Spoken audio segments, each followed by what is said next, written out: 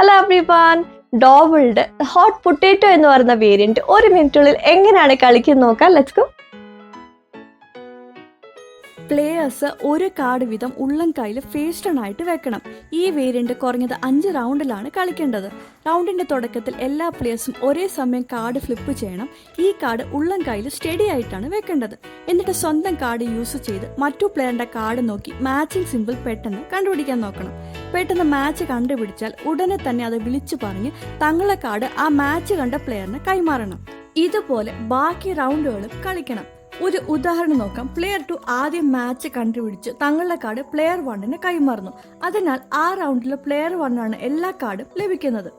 ഈ വേരിയന്റിൽ എത്ര കുറവ് കാർഡ്സ് കയ്യിലുണ്ടോ അതായിരിക്കും നല്ലത് ജയിക്കാനായിട്ട്. എല്ലാ റൗണ്ട്സും കളിച്ച് കഴിയുമ്പോൾ അവസാനം വളരെ കുറവ് കാർഡ്സ് ഉള്ള പ്ലെയർ ആണ് വിന്നർ.